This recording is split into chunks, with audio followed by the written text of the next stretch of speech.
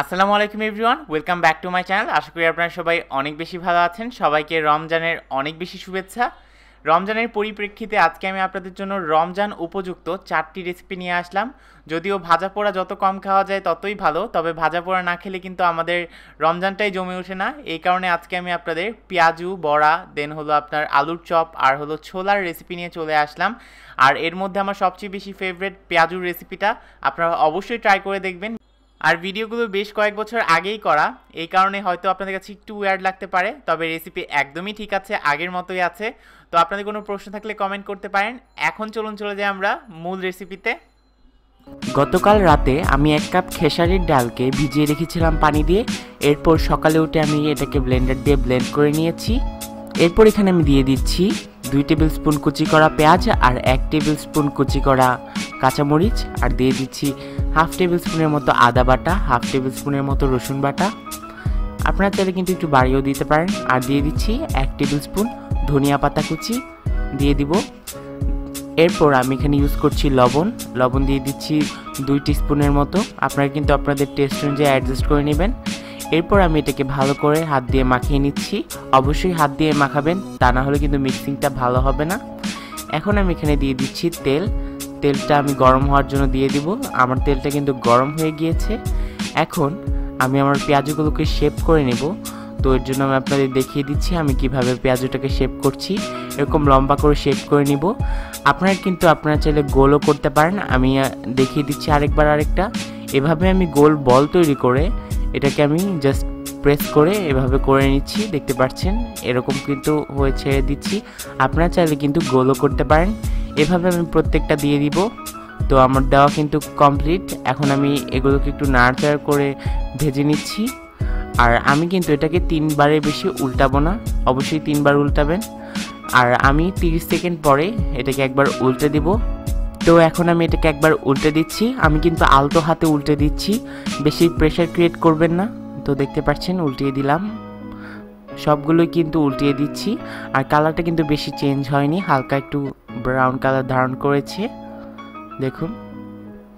তো আমি আবার এটাকে উল্টে দেব কিছুক্ষণ পর, তো দেখতে থাকুন। তো এখন আমি আবার এটাকে উল্টে দিচ্ছি, দেখুন আরও কালার কিন্তু চেঞ্জ হয়ে গিয়েছে। এরপর আমি এটাকে লাস্টবার উল্টে দিলাম। এখন আমি এটাকে উঠিয়ে নেব। আর কালারটা দেখতে পাচ্ছেন, আপনারা যদি চান আর একটু কড়াও করতে পারেন যদি আপনাদের পছন্দ হয়। এরপর আমি এটাকে একটা পেপার টাওয়েলের উপর নিয়ে নিচ্ছি যাতে এক্সট্রা অয়েলটা সোক করে ফেলে। আপনারা চাইলে কিন্তু নর্মাল কাগজ দিতে পারেন। এখন আমি এটাকে সার্ভ করে দিব। তো দেখতে পাচ্ছেন আমি সার্ভ করে দিলাম। আর এটার কালারটা কিন্তু অনেক নাইস এসেছে। আর এটা খেতেও কিন্তু অনেক মজা এবং ক্রিস্পি হয়েছে। রমজানে অবশ্যই ট্রাই করবেন। তো আমি এখন আপনাদের একটা ভেঙে দেখিয়ে দিচ্ছি, দেখুন কত সুন্দর হয়েছে। আর অবশ্যই কিন্তু ট্রাই করলে কমেন্ট সেকশনে কমেন্ট করে জানিয়ে দিবেন কেমন হলো। এখন আমরা চলে যাব আলুর চপ বানাতে। এখানে আমি 4টা শুকনো মরিচকে ভেজে নিয়েছিলাম। ভেজে নেওয়ার পর আমি এগুলোকে 1 টিস্পুন লবণ দিয়ে এভাবে কচলে মাখিয়ে নিচ্ছি। ভালো করে মাখিয়ে নিতে হবে, দেখুন হাত দিয়েই কিন্তু অবশ্যই মিক্সিংটা করতে হবে, তা না হলে কিন্তু ভালো টেস্ট আসবে না। এরপর আমি পেঁয়াজ দিয়ে দিচ্ছি 3 টেবিল চামচের মতো, দিয়ে মিক্স করে নিলাম, ভালো করে মিক্স করে নেব। এরপর আমি একে একে সব আলু এভাবে কচলে দিয়ে দিচ্ছি। আমি এভাবে সবগুলো আলুগুলো দিয়ে দিলাম। আর আলুগুলোকে কিন্তু ভালো করে চটকু বটকু করে নিতে হবে, তা নাহলে কিন্তু হবে না। ভালো করে মিক্স করে নিতে হবে যাতে কোনো দানা অংশ না থাকে। তো এখন দেখতে পাচ্ছেন কিভাবে করছি, আমি কোনো দানা কিন্তু রাখছি না, সব ভালো করে আমি উল্টে পাল্টে মিক্স করে নিচ্ছি। আপনারা কিন্তু অবশ্যই ভালো করে মিক্স করবেন। আর আলুটাকে কিন্তু ভালো করে সেদ্ধ করতে হবে পর্যাপ্ত পরিমাণ পানি দিয়ে, তা না হলে কিন্তু আলুর চপ ভালো হবে না। এখন আমি এখানে অ্যাড করে দিচ্ছি ধনিয়া পাতা 3 টেবিল স্পুনের মতো দিয়ে দিলাম। এরপর আমি এটাকেও মিক্স করে নেব ভালো করে, দেখুন মিক্স করে নিচ্ছি। আর আপনারা যদি বড়ার মিশ্রণটাকে সংরক্ষণ করতে চান, সেই আমার বড়ার মিশ্রণটাকে কিন্তু জাস্ট বক্সে ভরে ডিপ ফ্রিজে রেখে দেবেন, তাহলেই হয়ে যাবে। এখন আমি এখানে তৈরি করে নেব আমার আলুর চপ। এভাবে গোল গোল বল করে তৈরি করে নিচ্ছি। এভাবে তৈরি করে কিন্তু আপনারা ফ্রিজে রেখে দিবেন, তাহলে কিন্তু প্রায় 1 মাস সংরক্ষণ করতে পারবেন, তাহলেই হয়ে যাবে। এভাবে কিন্তু জাস্ট ফ্রিজে রেখে দিলেই হবে, ডিপ ফ্রিজে বক্সের ভিতর ভরে। এখন আমি এভাবে সবগুলো আলুর চপই বানিয়ে নিচ্ছি, দেখুন কিভাবে বানিয়ে নিচ্ছি। আপনারা কিন্তু চাইলে আর একটু পাতলাও করতে পারেন। তবে আমি এরকমই পছন্দ করি। তো দেখতে থাকুন। এখন আমি আলুর চপগুলোকে ভেজে নিব। আর আলুর চপের যে বেসনটা ইউজ করেছি সেটা কিন্তু আমার বেগুনির রেসিপির।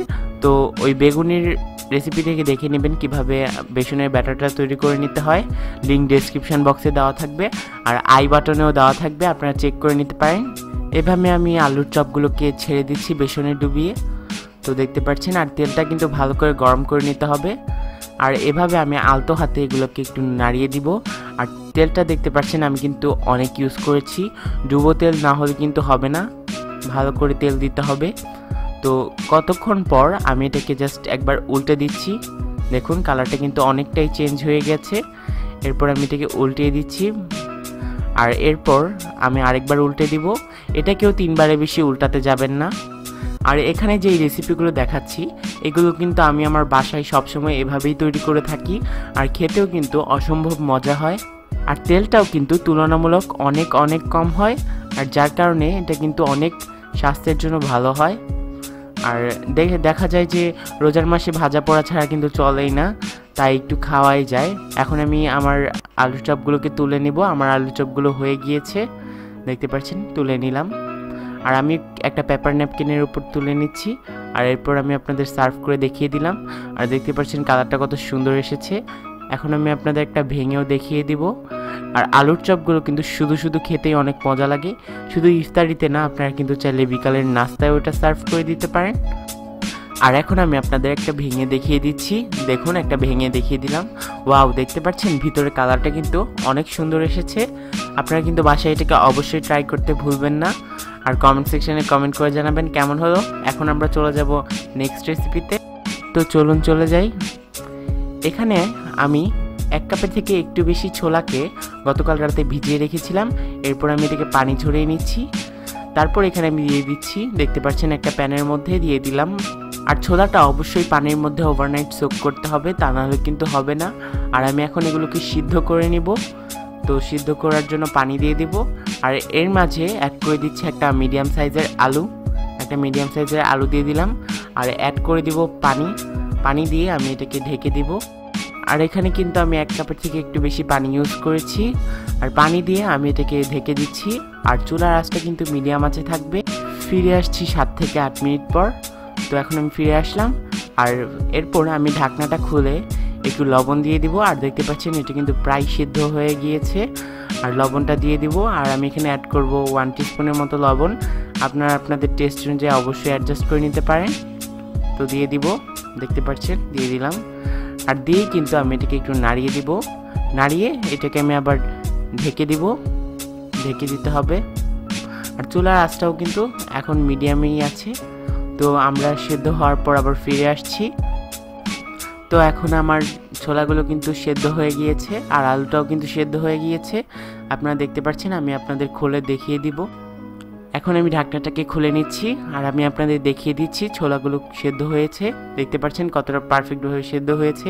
টিপ দিলেই কিন্তু একদম নরম হয়ে ভেঙে যাচ্ছে, দেখুন। আর এখন আমি আবার ঢেকে দিয়ে চলে যাব নেক্সট প্রসেসে। এখানে দিয়ে দিব 3 টেবিল স্পুনের মতো তেল দিয়ে দিলাম। আর তেলটাকে আমি একটু গরম হওয়া পর্যন্ত ওয়েট করব। তো তেলটা গরম হওয়ার পর আবার ফেরত আসছি। তো আমার তেলটা কিন্তু গরম হয়ে গিয়েছে। আর এখন আমি এখানে দিয়ে দিচ্ছি 1/2 টেবিল স্পুন রসুন বাটা দিয়ে আমি এটাকে নাড়িয়ে নিচ্ছি, ভালো করে মিক্স করে নিচ্ছি। এটা একটু ফ্লেভার আসা পর্যন্ত আমি ওয়েট করছি। এটাকে আমি 20 সেকেন্ডের মতো নাড়িয়ে নিব।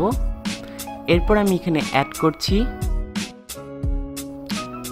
1/2 টেবিল স্পুনের মতো আদা বাটা। তো আমি দিয়ে দিলাম, দেখতে পাচ্ছেন, দিয়ে কিন্তু ভালো করে নাড়িয়ে দিচ্ছি, একটু মিক্স করে দেব। আর এটাকে আমি একটু 10 সেকেন্ডের মতো নাড়িয়ে চাড়িয়ে নিব। তারপর এখানে আমি অ্যাড করে দিচ্ছি 1 টেবিল স্পুন পেঁয়াজ কুচি। আর পেঁয়াজটাকে কিন্তু ভালোভাবে মিহি করে কুচি করে নিতে হবে, তা নাহলে কিন্তু হবে না। এরপর আমি এটাকে ভালো করে মিক্স করে নিব। মিক্স করে নেওয়ার পর আমি এখানে ছোলাটা অ্যাড করে দিচ্ছি। ছোলাটা অ্যাড করার পর আমি এটাকে 1-2 মিনিটের মতো মিক্স করে নিয়েছি। তারপর এখানে আমি আলুটাকে চটকে রেখেছিলাম, সেই চটকে রাখা আলু দিয়ে দিচ্ছি। আলু দিয়ে আমি এখানে মিক্স করে নেব ভালো করে। আর একটু অ্যাড করে দিচ্ছি পানি দিয়ে হলুদ দিয়ে দিচ্ছি। 2 টিস্পুনের মতো। আর হলুদ কিন্তু স্বাস্থ্যের পক্ষে একদমই ভালো না, তাই বেশি হলুদ দেওয়া উচিত না। আমি মিক্স করে আরেক টিস্পুন দিয়ে দিব। আপনারা চাইলে কিন্তু আরেকটু হলুদও অ্যাড করে নিতে পারেন। এরপর মিক্স করে নিচ্ছি ভালো করে। এরপর আমি এখানে আবার দিব পেঁয়াজ কুচি আর হলো কাঁচামরিচ কুচি, দুইটা আমি 1 টেবিল স্পুনের মতো ইউজ করেছি। আর এটা দিলে কিন্তু একটা ভালো ফ্লেভার আসবে।